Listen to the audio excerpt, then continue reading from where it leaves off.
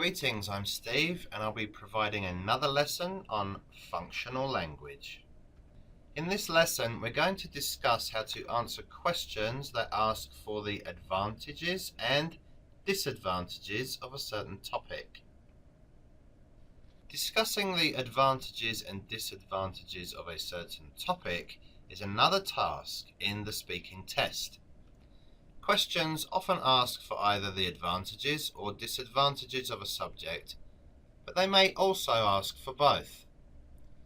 Be cautious, since some questions might also use the synonyms of advantages and disadvantages, such as pros and cons, benefits and drawbacks, and positive and negative aspect of a topic. Your answer for this type of question will likely be longer than the answers in other functional languages, since you often must state at least two advantages and/or disadvantages in your answers. The structure to be used depends on the question given to you. You may only use PREP structure if you're discussing advantages or disadvantages only. But when the question asks for both advantages and disadvantages, you need to provide an example for each, and you may be required to use another structure.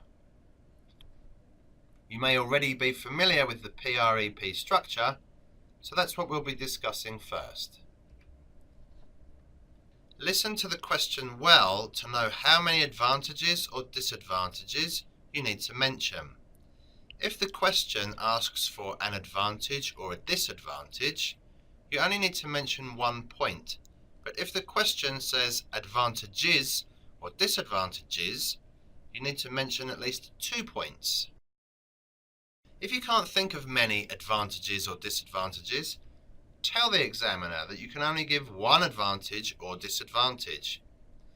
Take a look at this sample sentence, which informs the examiner that the speaker can only state one advantage or disadvantage. The purpose of doing this is to show that you have understood the question well. Before mentioning the advantages or disadvantages, make an introduction of your points to inform the examiner about the topic you're going to talk about.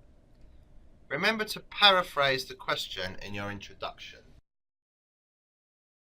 Here are 2 examples of an introduction. Observe how the advantage and disadvantage were stated. There are many phrases that you can use to begin your sentence for your introduction. To ensure that your lexical resources will match your ideas, remember to use positive adjectives for advantages and negative adjectives for disadvantages. Here are some words and expressions you can use for stating advantages and disadvantages. Explaining the advantage or disadvantage you mentioned is needed. In this part you will again use cohesive devices in giving reasons. These cohesive devices will allow you to construct a complex or compound sentence structure with ease. Remember to thoroughly explain your answer. Given are some reasoning cohesive devices that you can use. Take a look at these paragraphs that explain why it's an advantage or disadvantage and observe how they were constructed.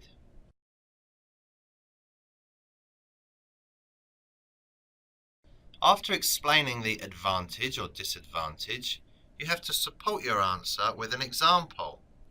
Use cohesive devices in giving examples and take note of the verb tense you're using. Examples in this type of question usually use other functional language, such as giving opinions and stating facts. Here are some example sentences to help you construct your answer. In your conclusion, use cohesive devices to signal that you are about to end your answer. An easy way to make a conclusion is to rephrase your answer in step 1. Remember that you need to support your answer with an example, no matter how many points you have mentioned. Discussing advantages or disadvantages is quite simple. However, if the question asks for both advantages and disadvantages, you may need to compare or to use more transition words or phrases. Usually it is the advantages that are first mentioned. You can state as many advantages as you want, but focus on the major ones. Words and phrases used to introduce advantages or disadvantages can be used in this step.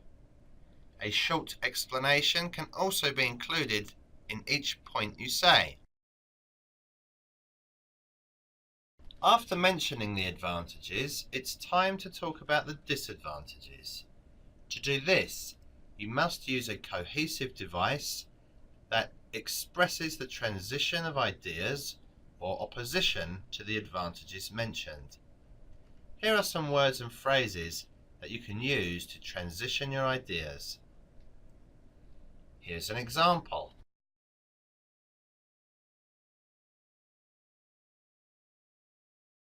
To end your answer, use a concluding expression and paraphrase the question. You can also summarize your answer, but do not add a new idea in your conclusion. Given are some examples of concluding statements.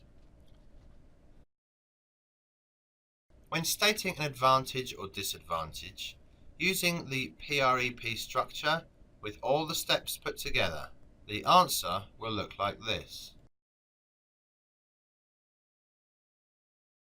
If you combine all the steps in stating an advantage and a disadvantage, the answer would look something like this.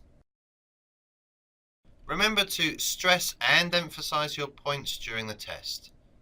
Use a higher pitch and fully articulate the words you want to highlight in your answer.